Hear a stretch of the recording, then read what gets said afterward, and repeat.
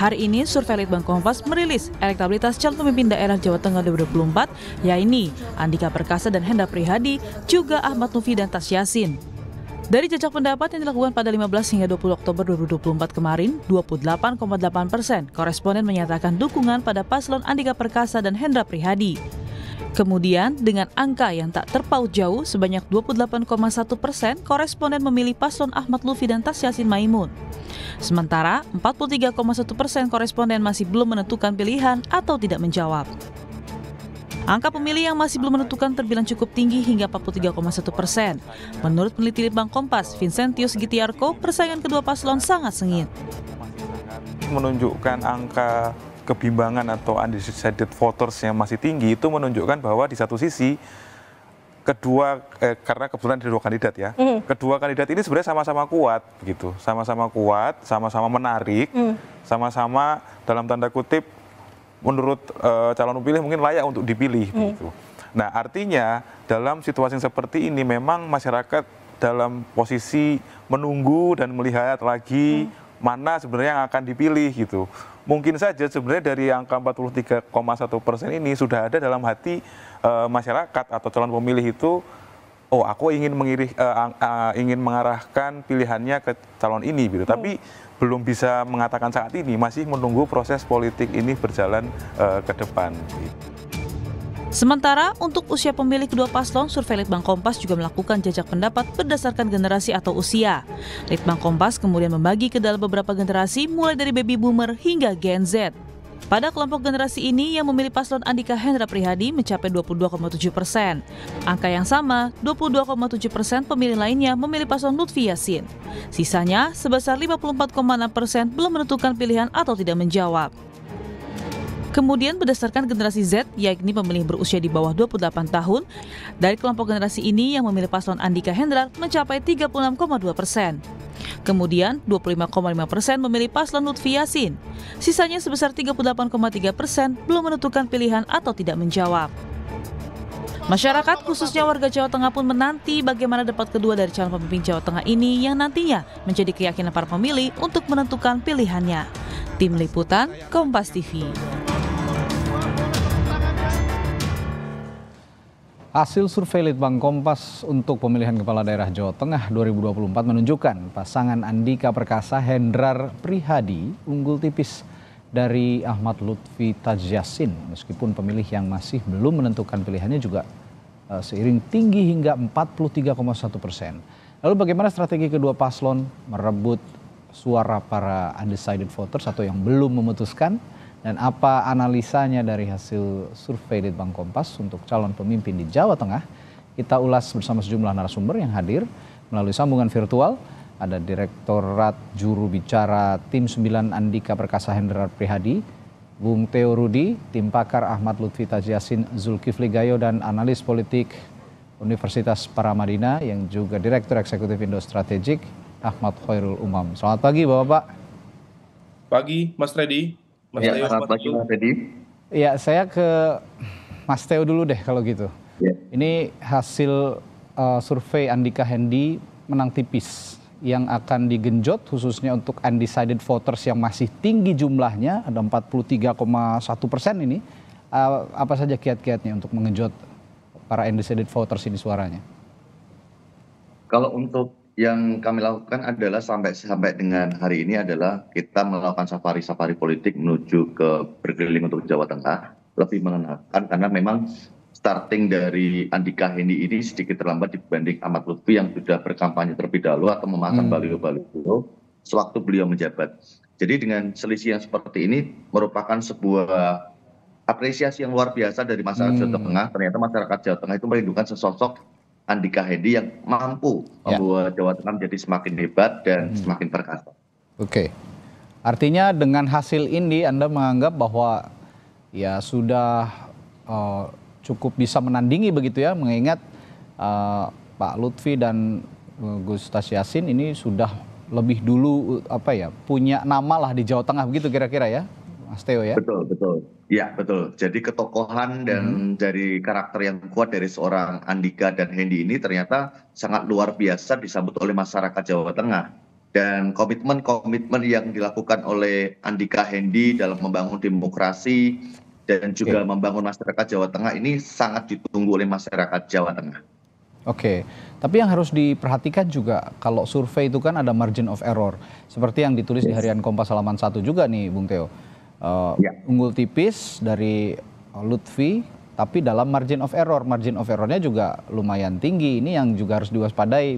Belum tentu juga hasil ini dalam realitanya memang bisa menandingi benar-benar. Bisa saja di bawah itu begitu kira-kira. Bagaimana Anda menyikapi margin of error dari survei Litbang Kompas ini? Memang kalau untuk dalam hasil survei bukan merupakan hal yang faktor utama menjadikan kita menjadi terbawa dalam suasana kemenangan. Tapi setidaknya dari survei yang sudah ada sekarang ini, itu sudah memberikan energi positif bahwa memang tren dari Andika Hendy untuk masyarakat Jawa Tengah ini elektabilitasnya dan penerimaan masyarakat Jawa Tengah terhadap Andika Hendy semakin bertambahnya hari, semakin kuat. Dan ketokohan dari Andika Hendy ini saya rasa itu akan membuat masyarakat Jawa Tengah juga semakin berminat untuk memilih atau menjadikan Andika Hendy sebagai pilihan di tanggal 27 November nanti. Oke, selanjutnya ke Mas Zul nih kalau gitu. Mas Zul, kalau tadi dikatakan Bung Theo ya bahwa ya pasangan Lutfi Tasyasin ini sebenarnya sudah lebih dulu untuk mensosialisasikan diri kepada masyarakat Jawa Tengah bahkan sebelum masa kampanye Pilkada Jawa Tengah dimulai. Tapi kok hasilnya ya nggak jauh begitu, tidak terlalu jauh gapnya atau jaraknya dengan pasangan nomor urut 1. Apa yang harus Anda sikapi dengan fenomena ini atau keadaan seperti ini, Bung Zul? Ya, betul Mas Theo. Jadi saat ini memang karena kondisinya kan masyarakat ini agak sedikit jenuh ya dengan pemilu karena barusan kita menghadapi Pilpres, kemudian Pileg, kemudian ini ditambah Pilkada, ini adalah menjadi salah satu. Ya, memang betul, memang pasangan Ahmad Lutfi dan Tasyasin atau 02 ini lebih awal karena memang lebih menguasai lapangan, sekali lagi lebih merakyat, lebih tahu dengan kondisi Jawa Tengah. Dengan apa? Karena Tasyasin sendiri sudah 5 tahun menjadi wakil gubernur, tentu otomatis 35 kabupaten kota itu sudah sudah paham gitu loh apa permasalahannya. Kemudian yang kedua, strategi yang sedang kita lakukan adalah tetap melakukan safari-safari kepada masyarakat, kemudian ketemu masyarakat, ketemu tokoh-tokoh untuk belanja masalah yang akan diselesaikan nanti oleh masyarakat. Saya kira Bung Theo, dari 43,1% undecided voters ini yang cukup tinggi, saya kira ini adalah menunggu program-program dari masing-masing calon. Nah, di debat pertama kemarin itu sudah kita lihat siapa calon yang memahami permasalahan Jawa Tengah dan mengangkat isu-isu yang penting di Jawa Tengah. Ini adalah menjadi salah satu. Nanti mungkin di debat kedua itu akan mampu meningkatkan partisipasi masyarakat untuk terus memilih 02. Ini menjadi salah satu. Kemudian yang kedua, Jawa Tengah ini menunggu kepemimpinan yang merakyat. Itu sudah dari sejarah-sejarah sebelumnya, misal dari Pak Bibit, kemudian Mas Ganjar, itu adalah yang dekat dengan masyarakat. Saya kira kalau dari beberapa tokoh-tokoh yang muncul itu antara Pak Andika dengan dengan Pak Lutfi, kemudian Mas Hendy dengan Tasyasin, ini sudah kelihatan auranya. Setiap turun ke masyarakat Pak Lutfi dan Tasyasin itu selalu disambut baik oleh masyarakat. Ini menjadi salah satu. Kalau terkait dengan hasil survei Litbang Kompas ini, memang kami menyikapi ini adalah menjadi salah satu motivasi penggiat bagi semua elemen pemenangan untuk terus bergerak, untuk terus menggenjot sisi-sisi mana yang perlu ditingkatkan partisipasinya. Yang perlu diingat memang pada saat ini itu pemenangnya masih yang belum menentukan pilihan, yaitu 43,1%. Itulah yang kita rebut bersama. Saya rasa masyarakat Jawa Tengah ini semuanya concern menunggu gagasan apa yang disampaikan oleh paslon untuk menentukan pilihannya. Ini adalah menjadi salah satu hal yang paling penting menurut saya yang perlu kita garis bawahi. Baik, Bung Zul, tapi begini, Anda mengatakan tadi memang hasil ini karena masyarakat juga masih jenuh dengan pemilu, karena di tahun yang sama kita juga pernah mengalami atau melaksanakan pilpres dan juga pileg begitu ya. Kira-kira ini kejenuhan yang dimaksud oleh Bung Zul. Tapi begini, bukankah peta politiknya berbeda? Pilkada dengan pilpres yang skalanya nasional, dan bukankah pasangan Anda juga sudah lebih dulu bersosialisasi dengan masyarakat? Seharusnya ya itu yang bisa dimanfaatkan untuk menggerek elektoral di Jawa Tengah, Bung Zul. Ya, betul Bung Teo. Jadi makanya kami sampaikan, kalau nanti mungkin Bang Umam bisa menyampaikan, kalau dari sisi popularitas itu pasangan 02 itu jauh lebih unggul dibanding dengan dengan 01. Tapi kalau dari sisi elektabilitas itu salah satu. Makanya pemenangnya saat ini adalah yang belum menentukan pilihan 43,1. Karena sekali lagi ini ada perbedaan tingkat kejenuhan masyarakat, itu ada perbedaan antara karakteristik pilpres dan pileg. Ini ada perbedaan. Kalau di dalam pilkada ini yang dilihat adalah siapa yang bisa menyelesaikan permasalahan masyarakat. Ini adalah menjadi salah satu kata kunci.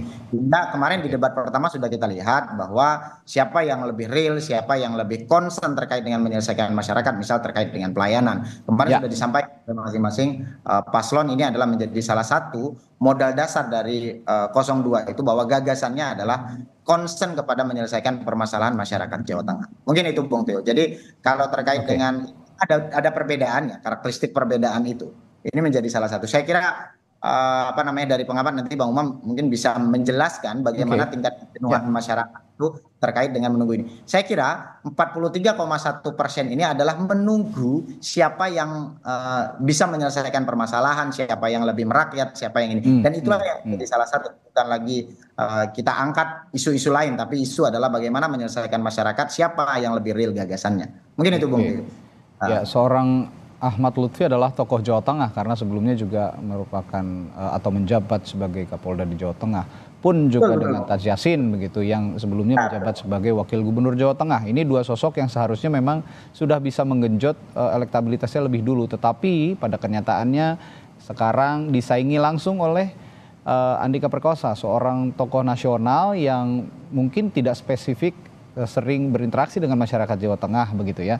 Apa yang bisa Anda analisis Mas Umam dengan tipisnya hasil survei Litbang Kompas ini? Ya, Mas Reddy, hasil survei Litbang Kompas menunjukkan bahwa angka elektabilitas antara Pak Lutfi dan juga Pak Andika, pasangan kedua paslon tersebut, berada di angka yang sama. Dan dalam konteks tertentu, ini adalah survei itu adalah sifatnya snapshot pada momentum ruang waktu tertentu. Dan kalau misal kita cermati dari pengambilan data, survei Litbang Kompas ini dilakukan tanggal 15 sampai tanggal 20 Oktober. Di poin pertama, memang hal ini menunjukkan ada stagnasi elektabilitas. Dan stagnasi ini disebabkan menjadi bagian dari kecenderungan terjadinya polarisasi pemilih, di mana dalam persaingan head to head seperti yang terjadi di Jawa Tengah, kan pemilih biasanya terpolarisasi antara dua kandidat, membuat pemilih harus menentukan pilihan secara jelas di antara dua opsi. Nah, hal ini seringkali menyebabkan tingkat dukungan menjadi lebih merata, terutama jika kedua pasangan calon memiliki basis massa atau pengikut yang juga sama-sama kuat. Kita tahu Pak Lutfi didukung oleh kekuatan politik besar, hampir merata, praktis sekitar 75% kekuatan partai politik menyokong Pak Lutfi, sementara Pak Andika memang didukung hanya 25%, tetapi 25% PDIP itu adalah kekuatan yang dalam konteks pilkada yang lalu dia menguasai 28 dari 32 atau 35 kabupaten dan kota yang ada di Jawa Tengah. Nah, situasi ini yang kemudian membuatnya cukup berimbang. Betul bahwa sosialisasi termasuk juga tadi debat pertama dilakukan pada 30 Oktober 2024 yang lalu, seharusnya memang mempengaruhi persepsi, cara pandang, dan juga preferensi politik dari basis pemilih masing-masing.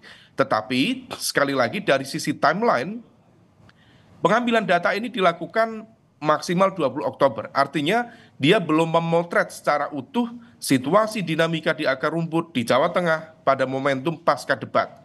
Kalau misal kemudian nanti ada debat kedua dan kemudian nanti dilakukan survei yang kedua misalnya, maka itu akan menunjukkan angka yang jauh lebih valid, menunjukkan bagaimana dinamika massa yang selama ini terpolarisasi dalam dua kekuatan head to head itu, sehingga kemudian distribusi dukungan yang seimbang saya yakin akan mengalami shifting, akan mengalami pergeseran, dan 43,1% tadi akan mengalami pencairan pada konteks tertentu, sehingga kemudian preferensinya akan jauh lebih predictable dalam konteks seminggu, 2 minggu ke depan. Mas Freddy.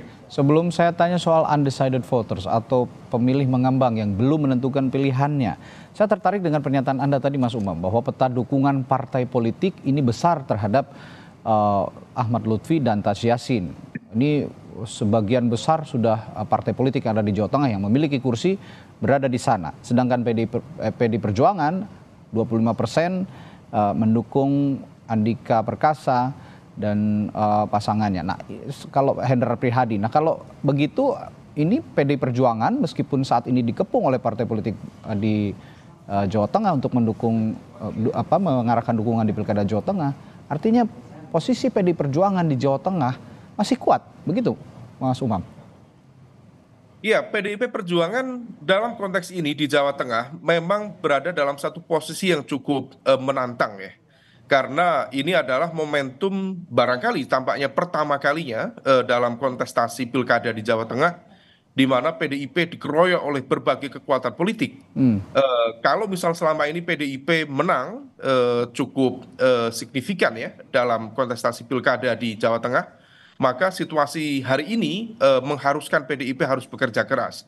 Dalam konteks akar politiknya memang PDIP cukup kuat, tetapi juga di saat yang sama situasinya saat ini harus diantisipasi karena 75% partai-partai politik pendukung Pak Yassin dan juga Pak Lutfi, tetapi juga di saat yang sama basis elemen kekuatan yang selama ini kemudian memperkuat, mendominasi kemenangan pilkada di Jawa Tengah dengan komposisi nasionalis santri itu lebih tergambar di Lutfi dan juga Taj Yassin. Dan ini disinyalir misalnya dukungan dari sejumlah elemen jaringan Nahdlatul Ulama, kemudian basis pesantren dan lain sebagainya, cukup banyak kemudian tergarap misalnya di Lutfi dan juga Taj Yassin. Meskipun dalam konteks elektoral berdasarkan pada hasil survei ini belum tergambar secara signifikan bagaimana kemudian shiftingnya.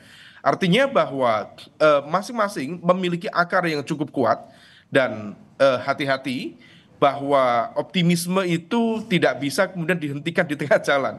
Dia harus dieksekusi dengan langkah-langkah yang betul-betul meyakinkan, sehingga kemudian swing voters dalam konteks ini 43,1% itu bisa diamankan. Karena seringkali dalam persaingan head to head, pemilih itu belum memiliki preferensi yang jelas. Dan kalau misal kemudian ada intervensi bentuk narasi, argumen, termasuk pada hal-hal yang sifatnya agak sensitif, melibatkan money politics misalnya, di akhir-akhir menjelang pemilihan, maka hal itu berpotensi kemudian mengubah arah swing voters ke depan.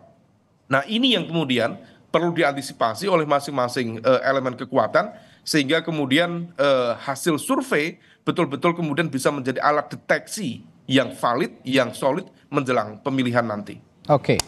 Kembali ke Bung Theo. Bung Theo, berbicara undecided voters, pemilih yang belum menentukan, kekuatan sosok, karakter, dan latar belakang membentuk elektabilitas pasangan calon di Jawa Tengah ini di tengah kondisi mayoritas pemilih yang masih menimbang-nimbang sangat penting untuk diperhatikan. Nah, dari beberapa faktor tadi, kekuatan sosok, karakter, dan latar belakang dari pasangan calon masing-masing, ini juga harus hati-hati karena memang pasangan Lutfi Taj Yassin ini sudah lebih dulu dalam tanda kutip menguasai Jawa Tengah. Dengan posisi demikian, mana yang lebih dulu harus dioptimalkan menurut Anda dari beberapa faktor yang saya sebutkan tadi, Bung Theo?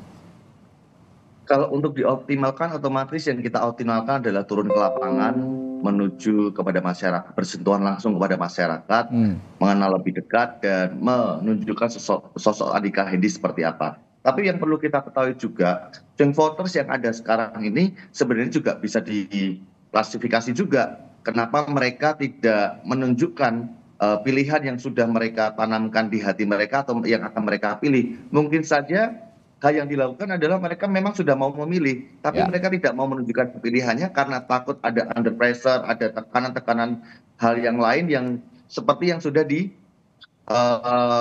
dialami di pemilu yang kemarin sudah berlalu, seperti yang sekarang ada. Karena kan kemungkinan dalam tekanan-tekanan politik yang sekarang ada itu semakin masif juga, dan sudah ada terbukti juga kemarin sudah ditemukan dikumpulkannya kades-kades dan lain sebagainya. Artinya swing voters ini belum tentu juga belum ada pemilihnya atau belum ada yang pilihan yang akan dituju. Tetapi memang sengaja, karena itu tadi faktor-faktor yang mungkin kita tidak bisa ungkapkan secara vulgar seperti itu. Oke, satu hal lagi yang perlu diwaspadai, keberadaan sosok Presiden ke-7 Indonesia Joko Widodo yang saat ini sudah berdomisili di Solo, Jawa Tengah, dan sepertinya punya kekuatan juga untuk mengonsolidasikan baik itu relawan maupun juga partai-partai politik yang mendukung lawan dari Pak Andika, Pak Lutfi dan Tas Yassin. Apa komentar Anda soal Jokowi efek ini yang sekarang ada di Jawa Tengah, Bung Theo? Kalau masalah Jokowi efek, saya rasa masyarakat Jawa Tengah itu sangat cerdas dan cukup cerdas untuk bisa memilah mana merupakan pilihan yang tepat untuk memimpin Jakarta dari sebuah Jokowi efek. Karena belum tentu Jokowi bukan seperti Lutfi atau Lutfi seperti Jokowi.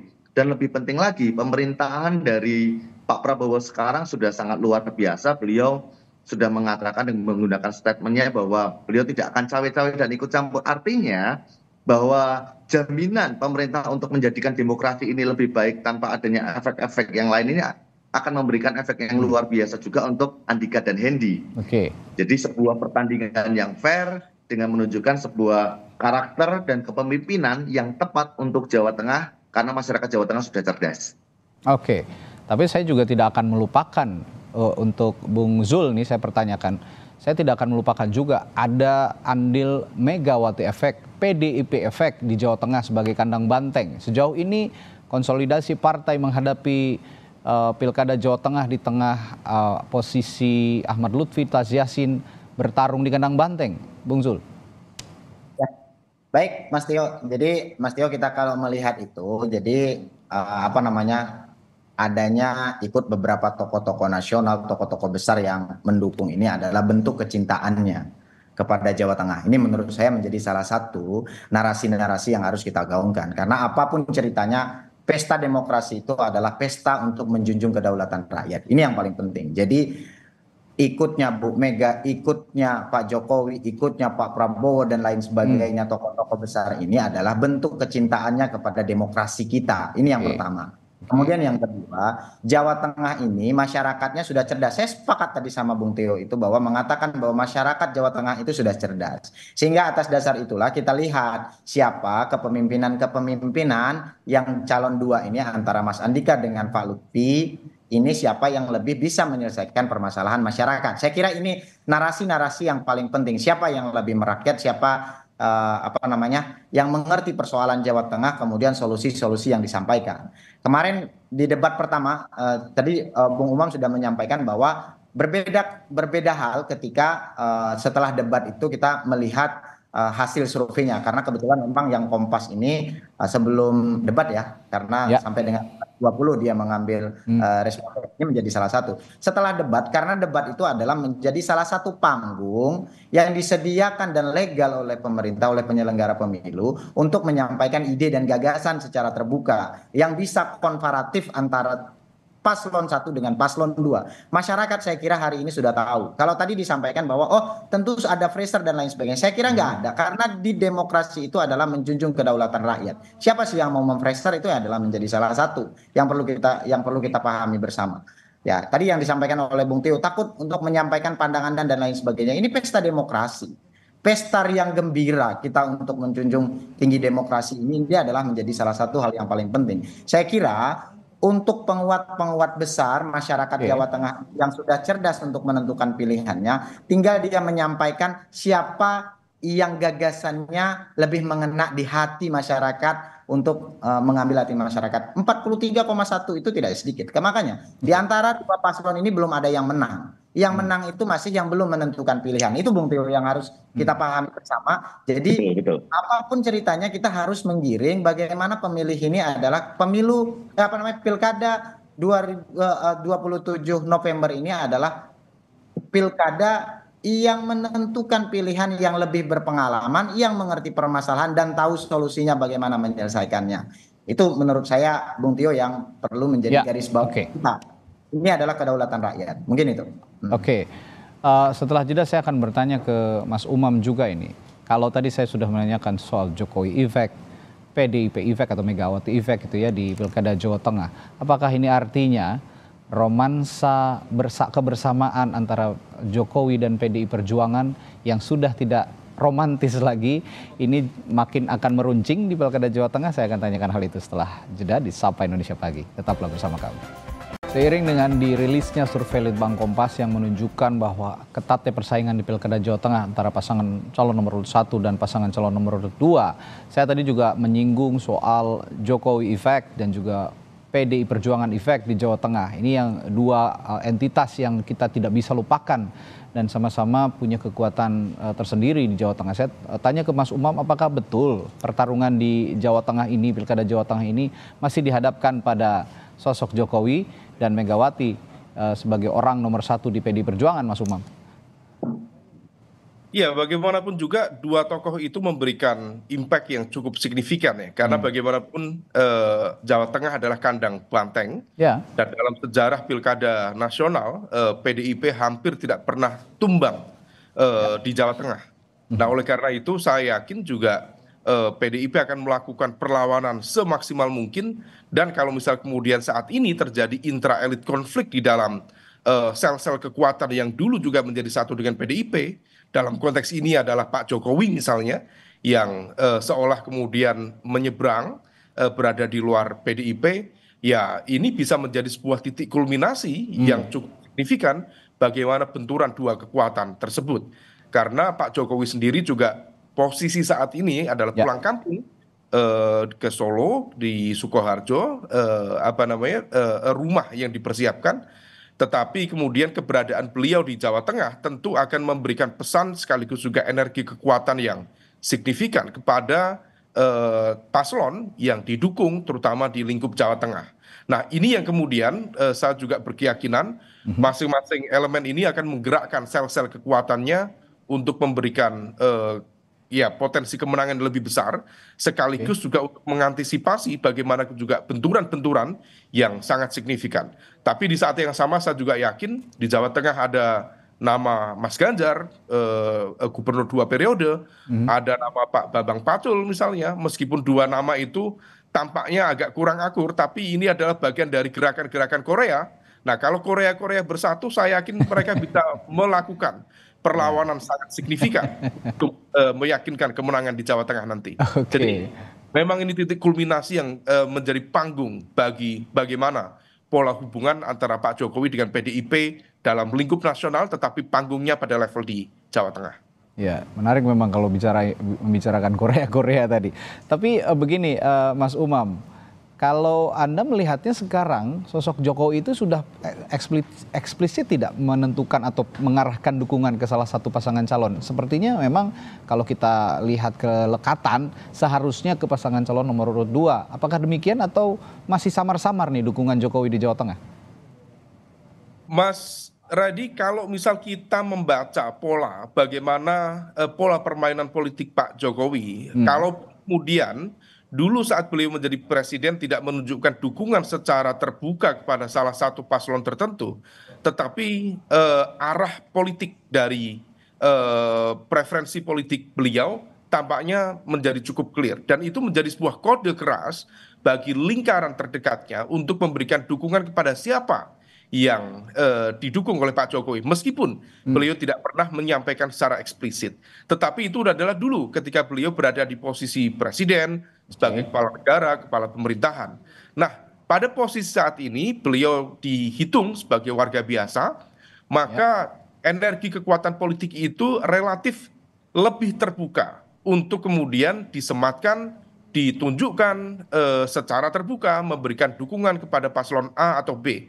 Dan kalau misal kita cermati secara lebih detail, memang rekam jejak kedekatan antara Pak Jokowi dengan Pak Lutfi memang jauh lebih intens, dan saya berkeyakinan dan saya pikir ini sudah menjadi rahasia publik, bahkan pada proses pencalonan nama Pak Jokowi termasuk yang diinformasikan oleh let's say sumber-sumber spekulatif, termasuk yang ikut memperjuangkan, meyakinkan supaya Pak Lutfi mendapatkan tiket untuk maju di Pilkada Jawa Tengah. Oleh karena itu, kalaupun nanti kemudian akhirnya Pak Jokowi ikut memberikan dukungan dalam kampanye terbuka, mengerahkan jaringan, dan lain sebagainya kepada Pak Lutfi, saya pikir itu sesuatu yang predictable dan itu bukan sesuatu yang mengagetkan bagi kita semua. Oke. Kembali ke Bung Theo, terlepas dari efek apapun, efek Jokowi atau efek Megawati, efek PD Perjuangan, seharusnya ada juga efek Andika Perkasa Hendrar, ada juga efek Lutfi Tasyasin, punya karakter masing-masing lah pasangan calon ini. Karena PR-nya adalah ketika survei Litbang Kompas memotret tingkat pengenalan masing-masing pasangan calon ini masih sangat rendah begitu. Karena masyarakat mengatakan untuk pasangan Andika Hendi ini 47,3% masyarakat belum tahu sosok ini. Begitupun juga dengan pasangan calon nomor urut 2. Nah, apa yang seharusnya dilakukan untuk meningkatkan keterkenalan atau keterpilihan dari sosok Andika Perkasa dan juga Hendrar Prihadi? Mengingat Hendrar Prihadi juga sebenarnya sosok tokoh di Jawa Tengah begitu, Bung Theo. Ya, seperti yang tadi saya sudah sampaikan bahwa karena keterlambatan kita untuk bersosialisasi, memang kan kita startingnya terlambat dibanding Lutfi dan Pak Yasin ya.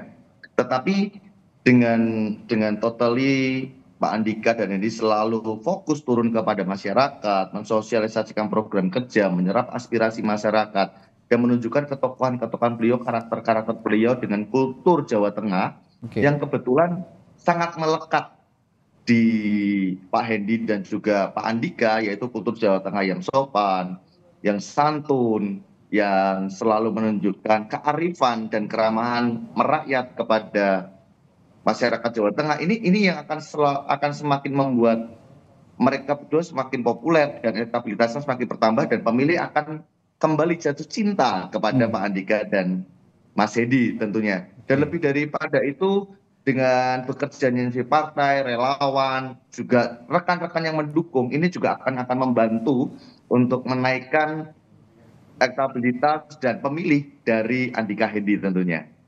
Oke, selanjutnya ke Bung Zul. Pertanyaan yang sama untuk Anda juga. Tingkat pengenalan masyarakat Jawa Tengah terhadap pasangan ini masih rendah sekali.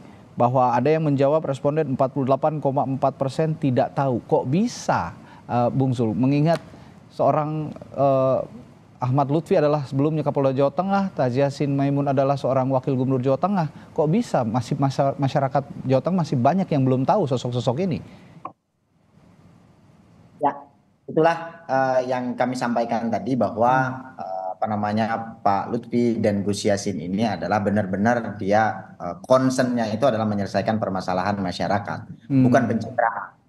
Pada saat dia menjadi Kapolda, Pak Lutfi, kemudian Gus Yassin menjadi wakil gubernur, bukan concernnya kepada pencitraan. Itu menjadi salah satu. Concernnya adalah menyelesaikan persoalan-persoalan masyarakat. Misal Gus Yassin dengan prestasinya itu, dengan prestasi pondok pesantren yang diopeni dan lain sebagainya, kemudian kaum disabilitas, perempuan yang diberdayakan dan lain sebagainya. Inilah concern-concern yang dilakukan oleh Gus Yassin maupun Pak Lutfi ketika dia menjadi Kapolda. Itu menunjukkan bahwa ketika waktu Pak Lutfi menjadi Kapolda itu dia tidak untuk mempopulerkan diri, itu menjadi salah satu gitu loh. Jadi dia concern dengan kerjaannya sebagai penegak hukum di Polda. Ini menjadi salah satu, Bung Tio. Jadi artinya bahwa semua isu yang beredar bahwa ada pada saat Kapolda A, B, C, D, I, isu-isu itu sekarang itu terbantahkan kan. Maka dari situ teman-teman Bung Tio, bahwa menjadi salah satu hal yang paling penting itu adalah masyarakat yang 43,1 itu adalah menunggu program. Sekali lagi menunggu program.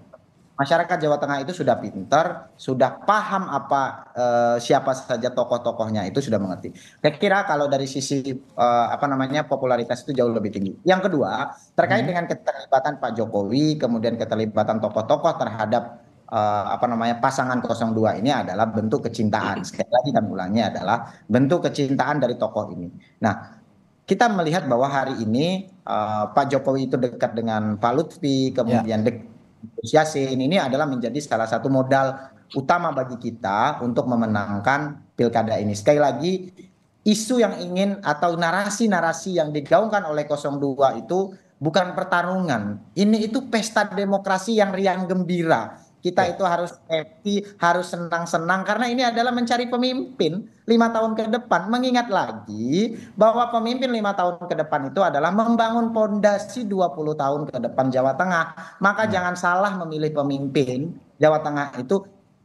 Masyarakat Jawa Tengah sudah tahu siapa yang mengerti permasalahan, siapa yang sudah lama di Jawa Tengah, yang sudah berkontribusi untuk Jawa Tengah. Ini adalah menjadi salah satu hal yang paling penting. Karena 5 tahun pertama ini adalah membangun pondasi. Ketika salah kita memilih pemimpin di 5 tahun pertama ini, saya melihat bahwa kalau dari sisi teori teknokratik perencanaan, itu ada di tahun kedua, milestone kedua, milestone ketiga, milestone keempat akan sulit terlancarkan. Maka dari situ, dari sisi visi misi, Paslon 02 itu jauh lebih siap integrasinya dengan program.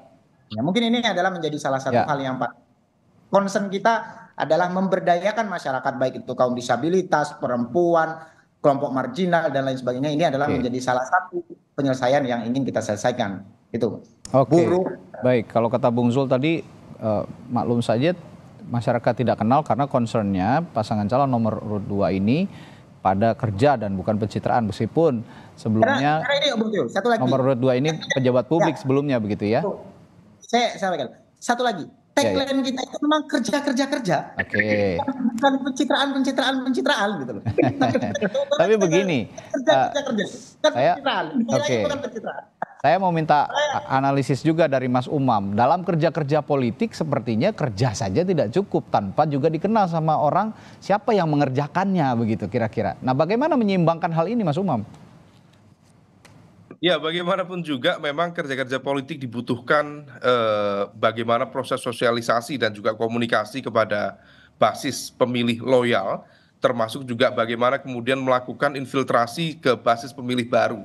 Sehingga kemudian shifting secara elektoral itu bisa terjadi dan swing voters yang seringkali menjadi penentu kemenangan bagi paslon itu kemudian bisa diperoleh di sana. Nah, ini yang kemudian memang harus diyakinkan, ya, sosialisasi itu menjadi penting dan proses dalam konteks pada level akar rumput itu yang kemudian dibutuhkan.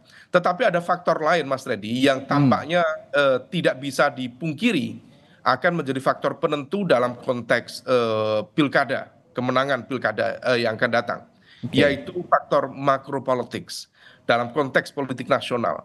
Bagaimana kemudian arah kekuatan besar dari kekuatan politik nasional ini akan memberikan pengaruh signifikan terhadap efektivitas mesin partai sebagai pengusung, termasuk efektivitas mesin non-partai, baik itu yang sifatnya tangible, yang terlihat, maupun yang intangible, yang tidak terlihat. Nah, ini yang kemudian seringkali kemudian menjadi faktor yang cukup signifikan dalam menentukan bagaimana konfigurasi kekuatan elektoral, bagaimana shifting secara elektoral bisa terjadi secara masif. Dan kita lihat kalau misal dari sisi kedekatan konteks macropolitics di level nasional, memang Taci Yassin dalam konteks ini yang berpasangan dengan Pak Lutfi memiliki kedekatan dengan elemen kekuatan yang menang di level nasional, yaitu Pak Prabowo. Tetapi kalau misal kemudian sekali lagi itu tidak bisa kemudian menjadi jaminan apapun. Sekali lagi, basis kekuatan Jawa Tengah selama ini dikenal sebagai kekuatan merah, sebagai kandang banteng. Dan saya yakin dengan situasi yang tidak ideal ini, PDIP dikepung dari berbagai elemen, saya yakin justru soliditas dan konsolidasi kekuatan mereka menjadi jauh lebih solid, lebih kuat dalam proses pilkada yang akan datang. Nah, ini yang kemudian menjadi faktor di luar faktor-faktor umum, bicara tentang ketokohan, bicara tentang ideologis, bicara tentang visi, misi, tetapi ada faktor yang cukup signifikan, makropolitics, dan ini harus diantisipasi. Dan saya yakin Mas Theo sudah bisa mengantisipasi itu dengan baik, teman-teman PDIP juga bisa memahami dinamika ini dengan baik, maka apa yang tadi disampaikan oleh Mas Zul dalam konteks tertentu perlu dipertimbangkan, tetapi sel-sel yang bergerak di lapangan tetap kemudian harus diyakinkan sesuai dengan apa yang sudah digariskan oleh strategi politik masing-masing. Ya, saat ini helikopter view-nya masih makropolitics begitu ya, bahwa orang masih melihat secara umum begitu dari kacamata keterpilihan pasangan calon dari masing-masing pasangan calon, baik nomor urut 1 dan nomor urut 2, bahwa betul saat ini juga masyarakat masih menunggu, masyarakat Jawa Tengah khususnya, ini terutama kalau di survei Litbang Kompas ada 42,9% yang menjawab menunggu proses kampanye atau debat. Memang debat ini baru 1 kali dilaksanakan dan survei itu sebelum debat pertama. Nanti juga akan ada debat kedua pada 10 November, debat Pilkada Jawa Tengah. Ini kemungkinan besar akan langsung bisa terlihat masyarakat akan memilih yang mana di Jawa Tengah. Nah, ini yang dalam rentang waktu seminggu ini juga kerja-kerja politik tentunya dari masing-masing tim pasangan calon perlu ditingkatkan lagi, perlu digenjot lagi, mengingat sangat tipis sekali, sangat ketat sekali persaingannya untuk Pilkada Jawa Tengah, baik untuk pasangan nomor urut 1 Andika Perkasa Hendrar Prihadi dan nomor urut 2 Ahmad Lutfi dan Tas Yassin Maimun. Baik, terima kasih para narasumber saya pagi hari ini. Ada Direktorat Juru Bicara Tim 9 Andika Perkasa Hendrar Prihadi Theo Rudi, tim pakar Ahmad Lutfi Tas Yassin, Zulkifli Gayo, dan analis politik Universitas Paramadina sekaligus Direktur Eksekutif Indo Strategik Ahmad Khairul Umam. Terima kasih Bapak-Bapak, sehat selalu, sampai jumpa lagi.